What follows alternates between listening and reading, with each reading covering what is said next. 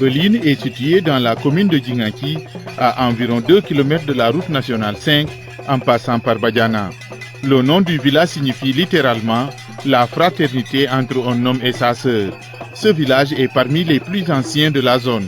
Son fondateur, issu de la famille Sonko, serait venu du Kassa en passant par le Blouf. Le visiteur est accueilli à l'entrée du village par les plantations d'anacardes, de manguiers, une forêt de lianes parsemée de grands arbres qui font penser à un village vraiment traditionnel.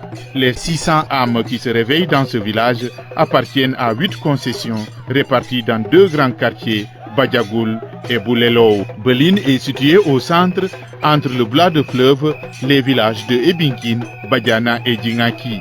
Plusieurs personnalités ont marqué l'histoire de ce village. La plupart des Belinois retiennent le nom du grand guerrier Bourama Intoma Sonko et Lantombo Ndjedju, le premier chef de village. La tradition est encore vivace à Beline. Vous pouvez visiter la forêt sacrée du village communément appelée Kareng, réputé faiseur d'hommes, un endroit où les vœux du visiteur sont souvent exaucés. Vous pouvez également visiter la forge ancestrale des forgerons de Kalap, le baobab séculaire et le fromager mythique et mystique de Eting. Tradition et modernisme se côtoient à Beline. Le village dispose d'une école élémentaire, d'une grande mosquée, d'une digue anti-sel, d'un magasin de stockage de riz pluviales, d'une maternité encore en chantier. Pour bien vivre, il faut travailler. Les habitants pratiquent l'agriculture, notamment la multiplication de riz pluvial initiée par l'entente de Djouloulou, dont le président est natif du village. On y pratique également l'élevage, le reboisement des espèces rares menacées de disparition, le repiquage de la mangrove, la transformation des fruits et légumes.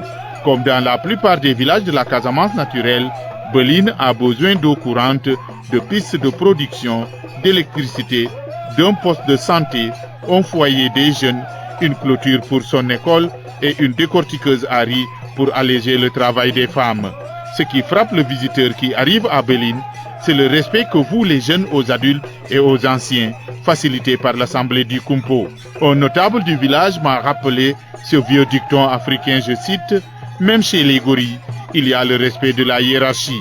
Beline, avec sa belle nature, ses grands arbres séculaires, à côté de rizières qui s'étendent à perte de vue, vous dit « Arrivez en paix, Giringu, Kasumai ».